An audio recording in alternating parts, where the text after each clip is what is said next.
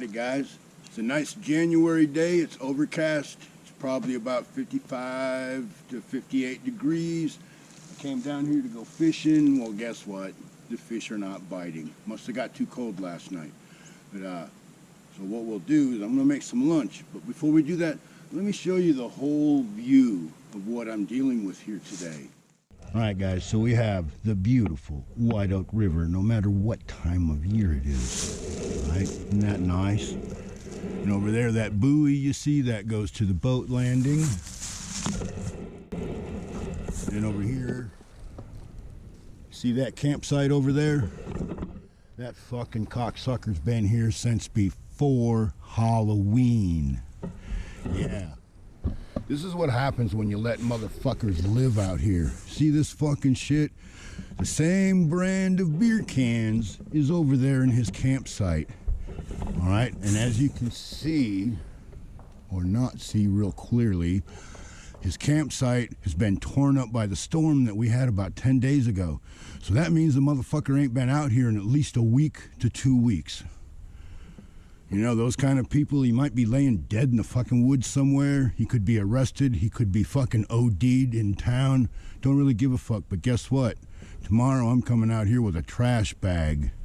You're damn right. I ain't done that in a while. Haven't had to. And if the forestry people would keep a tighter eye out on shit like that and quit fucking with regular folks that live around here, we'd see a lot less of that. Anyways, let's make some lunch. Alrighty guys, so as you can see, I got a little handyman stool with me, and off to the left of that is a camera bag. And here I got a radio man's bag, I've got a canteen, I've got a cup, I've got a bowl of soup, I've got a stove, and a way to cook it. So let's sit down and eat. Alrighty guys, welcome back to 1822 MC Adventures and More. This is my channel and my name is Pete, and we're about to eat some lunch. And everything out here, including the stool I'm sitting on, I towed it out here in this radio man's bag. And I got it from my friend Eddie, just plain Eddie. He used to be North Carolina Gray Man. Now he's just plain old Eddie. Appreciate it, Eddie. And he also gave me this pot holder that I will be using today. So let's open up some beans and we'll heat them up and just kind of hang out, I guess.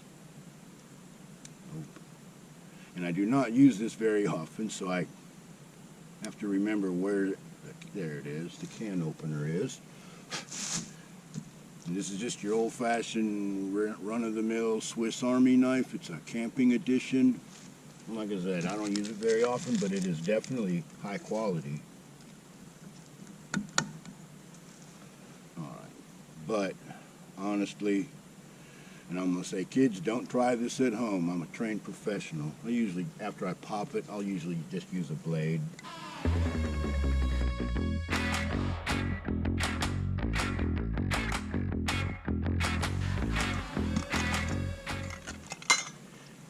And take it from someone that knows, don't pour it directly in the pot when it's on a little dink stove like this. It's liable to fall off.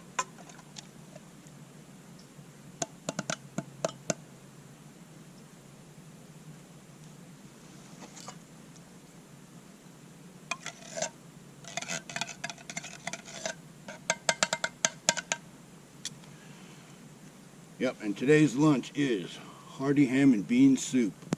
Time to rotate some stock. This was like $1 BC, before Corona. Alright, let's fire this bad boy up.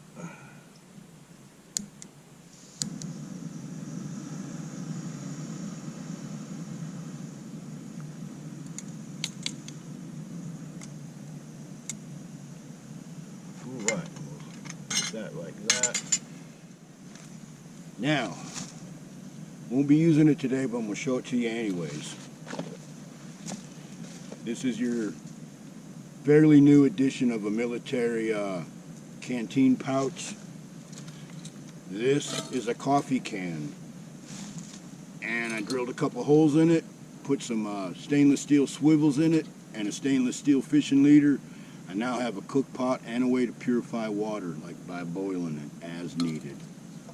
but we don't be needing it today. And this is my ultralight canteen. It's a Gatorade bottle, and I hot glued some cordage onto it, and it got some duct tape holding the cordage.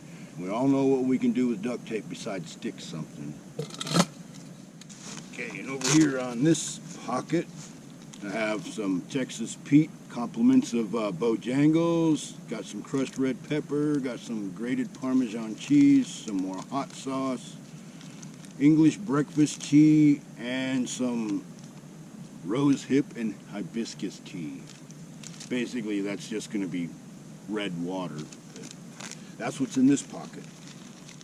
And in this pocket over here, hand sanitizer.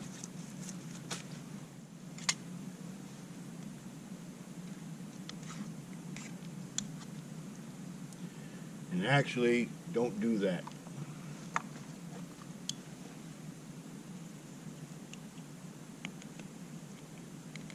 Do this.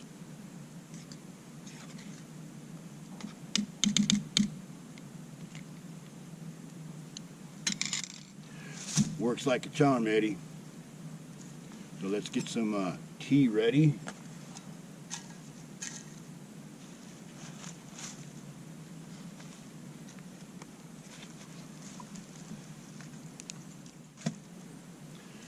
We'll do some breakfast tea. You know why they call it breakfast tea? Because it has more caffeine than the average bag of tea.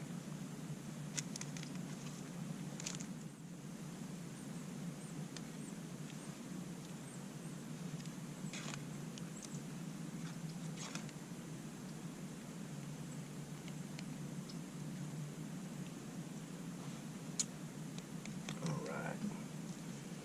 We'll just set that right there.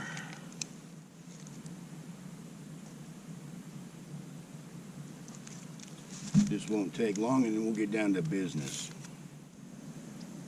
And just like that, that cup's boiling. So let's put a tea bag in there and eat.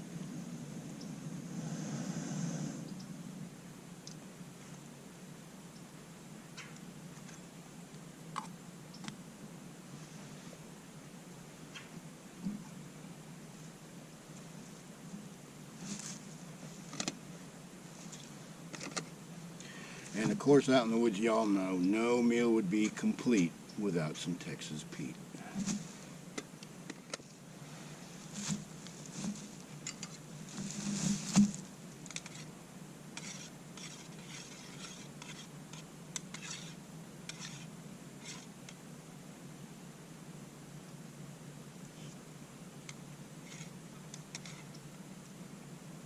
Excellent stuff. What I'm going to do is I'm going to go ahead and eat this, and then we'll talk about the beautiful scenery that's out here today and what I'm going to be doing about it tomorrow. Alright guys, as you can see, I got most everything back in my handy dandy bag. Let's have some tea. It's about right now.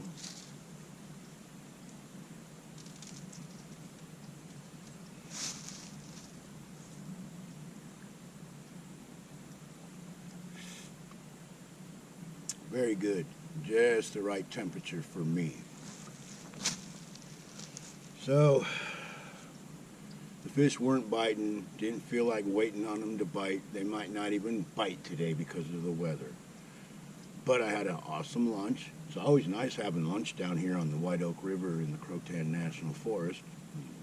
We all can agree with that, right? But my day has been spoiled by the trashy fire pit with the broken beer bottles, no less, not just cans, and the abandoned homeless shelter over there. And like I said in the beginning of the video, I know for a fact that this man has been staying out here since before Halloween. Because I came out here a couple of days before Halloween, and there had been a young man that committed suicide out here. And he told me about it, and then I checked, and yep, there was a dude out here. I guess he blew his fucking brains out. Don't know any more about that. I just hope his family found peace. Really a shame he didn't have someone he could have talked to. Like maybe the fucking bum that was staying out here. I don't know. Sometimes talking to a stranger is the best therapy because there's no judgment there, right? Anyways, enough about that. Like I said, I feel bad for his family. It's a shame. Anyways, so this guy's camp was pretty much directly behind me, and now I see it's over there, and there's no evidence of him being here since before the storm. And if you're local, you know, I'd have to look it up. It was like 10 days ago or whatever, we had some extremely high winds and a buttload of rain. And now his campsite has been turned upside down, and you can tell no one has been there since before the storm. So, me being the kind of guy that I am, you know I'll be down here tomorrow morning with some trash bags and a fan rake. And we will clean up that motherfucker's mess. We'll clean this mess up so we can enjoy this place, because you gotta think about it. This motherfucker's been out here since before Halloween.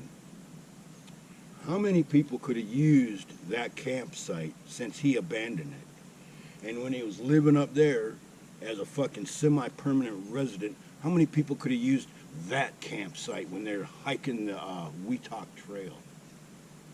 Yeah, I don't know either. More than one, I'm willing to bet that.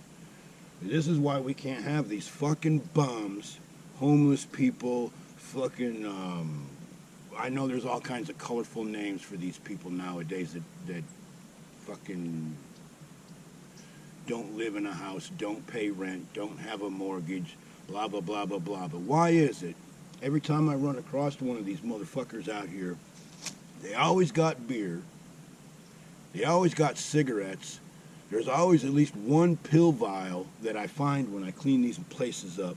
So they've always got drugs. They don't always have weed, but they always got pills. So that means that state-sponsored. Me and you are probably paying for their fucking pills because they're on the dole to start with, right? Fucking. You know what? Let's just, let's move on. Like I said, tomorrow I'll come down here, I'll clean that fucking shit up, and fuck him. That's how you stop this shit.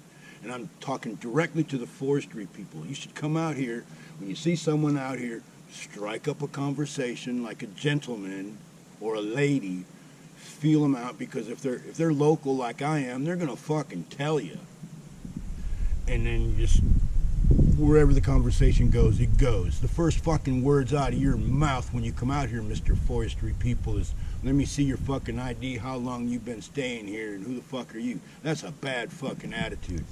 It hasn't happened to me yet, but I've talked to like 4 different people that has happened to, and they didn't like the way they were talked to. And they're local people. 3 of them are business owners, and 1 of them just has a very respectable job. You know, now when you come out here and there's nobody out, and somebody, look. But if you come out here, you know what? There's no good way I can end that conversation other than, you know, it just really sucks. You want to be fucking homeless? Go be homeless in town where you fucking belong. You can beg for money and whatnot. Don't be out here stinking up this fucking place for the rest of us. Alright? So, sorry about the sour fucking video, guys, but this is the kind of shit that really, really gets under my fucking skin. You know? And actually, honestly, if a motherfucker like that had the fucking gumption and would just stay here for 2 or 3 days, move on, stay somewhere else for 2 or 3 days, move the fuck on and stay 2 or 3 days, you would never fucking know they was out here. Except for leaving their fucking garbage behind like they always do. And so, I'm sure this guy is not coming back out to get his fucking shit. Why would he? I'm sure he can just go to the nearest fucking homeless shelter and they'll give him a new fucking Walmart tent and a couple of fucking blankets. So another thing we should stop doing is stop enabling these motherfuckers. There's help available. But when you give them money or you give them a coat, you give them a fucking sleeping bag, you're not helping them. You're enabling them to stay in their fucking misery. I'm not a professional. I can't help these fucking people. I can clean up after the motherfuckers, but there's people way above my pay grade that can help them if they just would ask. Oh, but I guess when you get help, that means you got to get a fucking job. Can't do drugs. Can't drink. have set hours because you're in a fucking controlled environment, well, fuck you then. Come out here and fucking die. I don't give a shit. Anyways, I'm gonna stop, guys. This is a sour fucking video. I shouldn't even fucking post it. But you know me, I'm gonna post it. And if I've butt hurt anyone over the homeless situation, guess what? Go fuck yourself. And if it hurts you that fucking bad, come out here and find me. I'm out here quite a bit. So with that being said, guys, appreciate you watching. And if it butt hurt you, like I said, fuck you. And tomorrow you'll see me out here cleaning this fucking mess up. So people can come out here with their wives, girlfriends, boyfriends, whatever, and kids and friends and enjoy themselves. Shouldn't have to fucking wade through fucking garbage. This is not fucking LA. It's not San Francisco. It ain't New York. Ain't none of them fucking shitholes. It's Croatan National Forest. You should fucking treat it that way. Belongs to all of us. Anyways. Cheers. May 2024 be better than 2023, but if you ask me, I say better fucking lace your boots up tight and put a fucking helmet on, because it's going to be a rough fucking ride. Yeah, and if you're still with me, trust me, after yelling at the fucking camera, I feel so much fucking better. See you guys tomorrow.